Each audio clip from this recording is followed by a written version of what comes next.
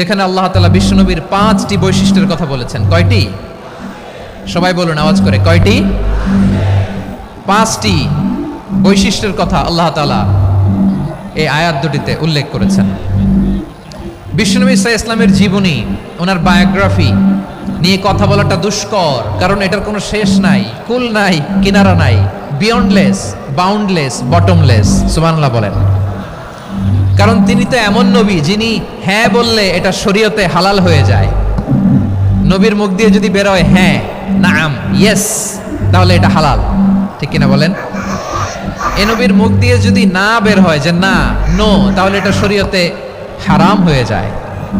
কেমন নবী আমরা পেয়েছি, যিনি হ্যাঁ বললে হালাল, না বললে হারাম, যিনি সাব্বাবা, এই আঙ্গুলি উপরের দিকে উঁচু করলে চাঁদ ভেঙে 2 টুকরা হয়ে যায়, যে নবী জমিন থেকে পা উঁচু করলে আল্লাহর আরশে মেরাজে চলে যায়।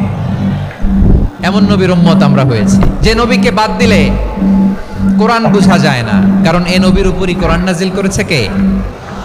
এ নবীকে বাদ দিলে হাদিস বোঝা যায় না, কারণ হাদিস তো এ নবীর মুখনিসৃত পবিত্র বাণী। সুবহানাল্লাহ পড়েন। এ নবীকে বাদ দিলে জান্নাত চিনা যায় না, কারণ জান্নাত তিনি চাক্ষুষ দেখে এসে আমাদেরকে মেরাজ শেষে বর্ণনা করে শুনিয়েছেন। এ নবীকে বাদ দিলে জাহান্নাম চেনা যায় না, এ নবীকে বাদ দিলে আমার রবকে চেনা যায় না, ঠিক কিনা বলেন? তো বিশ্বনবীর 5টি বৈশিষ্ট্যের কথা আল্লাহ তাআলা এই সূরাতে উল্লেখ করেছেন। আল্লাহ রাসূল সাল্লাল্লাহু আলাইহি ওয়াসাল্লাম যখন মক্কাতে দাওয়াত দিচ্ছিলেন, মক্কার কুরাইশরা নানাভাবে বিষ্ণু ঈসা ইসলামকে কষ্ট দিচ্ছিল, নানাভাবে ট্যাগিং করছিল, মিথ্যা অপবাদ দিচ্ছিল। কখনো কখনো তারা বিশ্বনবীকে বলছিল মিথ্যাবাদী, কাযযাব। কখনো বলছিল যে তুমি হচ্ছে জাদুকর, সাহির। কখনো বলেছে শায়ের, মুহাম্মদ তুমি কবি। কখনো বলেছে কাহেন, মুহাম্মদ তুমি গণক। এবং কখনো বলেছে মুহাম্মদ তুমি হচ্ছে মাজনুন, মানে পাগল। আওয়াজ করে সবাই পড়ুন, নাউযু বিল্লাহি মিন যালিক। তাহলে বিশ্বনবীকে মৌলিকভাবে এই 5টি অপবাদ দিয়েছে। আমার কলেজা টুকরা সিলেটের ভাইরা, বিশ্বনবীর ব্যাপারে মিথ্যা অপবাদ মৌলিকভাবে দিয়েছে কয়টি? 5টি। বলেছে তুমি মিথ্যাবাদী, বলেছে তুমি গণক, তুমি কবি, তুমি পাগল, তুমি জাদুকর। বিশ্বনবীকে যে এই 5টি অপবাদ দেয়া হলো, আল্লাহ তাআলা এটা সহ্য করেননি। এই 5টি অপবাদের বিপরীতে আল্লাহ তাআলা বিশ্বনবীর 5টি চমৎকার বৈশিষ্ট্য উল্লেখ করে সূরাতুল আহজাবের 2টি আয়াত নাজিল করেছেন। আওয়াজ করে পড়েন আল্লাহু আকবার। 5টি চমৎকার বৈশিষ্ট্য সূরাতুল আহজাবের ভেতরে রব্বুল আলামিন উল্লেখ করে আমাদেরকে জানিয়ে দিচ্ছেন, ইয়া আইয়ুহান নাবিয়্যু ইন্না আরসালনাকা শাহিদান ওয়া মুবাশশিরান ওয়া নাযীরা ওয়া দাঈয়ান ইলাল্লাহি বিইذনিহি ওয়া সিরাজাম মুনীরা। পড়েন আল্লাহু আকবার।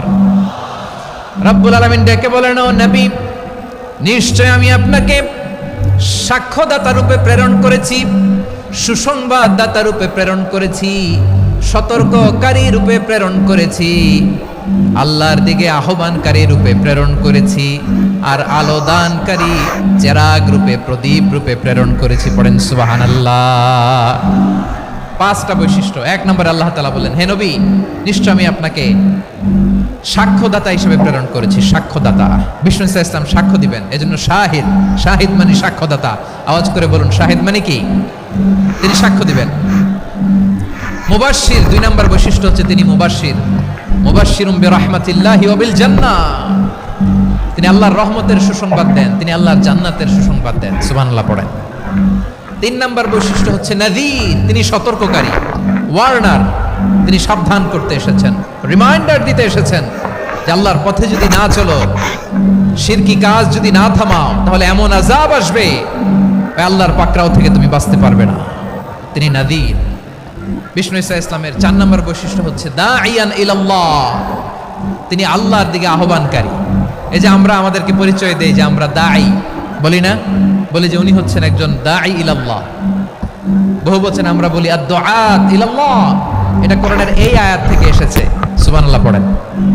ওয়াদাইয়ান ইলাল্লাহি বিইذনিহি, আল্লাহর আদেশে বিষ্ণু ঈসা ইসলাম আল্লাহর দিকে মানুষকে ডাকেন।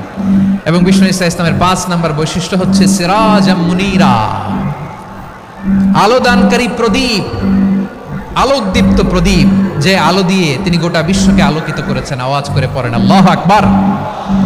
তাহলে মোট 5টি বৈশিষ্ট্য নিয়ে আমরা কথা বলবো বিশ্বনবীর। আওয়াজ করে বলুন কয়টি? 1 নম্বরে হচ্ছে শাহিদ, বিশ্বনবী সাক্ষী দিবেন। কি দিবেন? He will be witness for all prophets and for us. তিনি নবীদের উপরও সাক্ষী দিবেন, আবার উম্মতের উপরও সাক্ষী দিবেন। সুবহানাল্লাহ পড়েন। কিয়ামতের দিন আল্লাহ তাআলা প্রত্যেক নবীকে জিজ্ঞেস করবেন যে তুমি কি তোমার উম্মতের কাছে আমি যা যা পৌঁছাতে বলেছিলাম পৌঁছিয়েছো? নবীরা বলবে আল্লাহ আমি পৌঁছিয়েছি। নবীদের কথা ঠিক কিনা, সত্য কিনা, এর সপক্ষে তখন বিশ্বনবী সাক্ষী দিবেন। সুবহানাল্লাহ পড়েন। এজন্য রব্বুল আলামিন বলেন ফাকাইফা ইযা জিনা মিন কুল্লি উম্মাতিন বিশাহীদিন ওয়া জিনা বিকা আলা হাউলাই শাহীদা। তখন কেমন হবে যখন প্রতিটি উম্মত থেকে আমি একজনকে সাক্ষ্য হিসেবে বের করে আনবো, আর তাদের উপরে নবী আমি আপনাকে সাক্ষ্য বানাবো। পড়েন সুবহানাল্লাহ।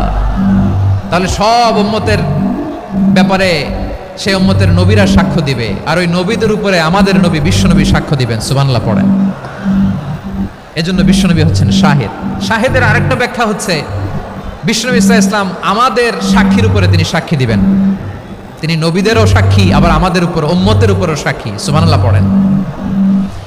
রব্বুল আলামিন বলেন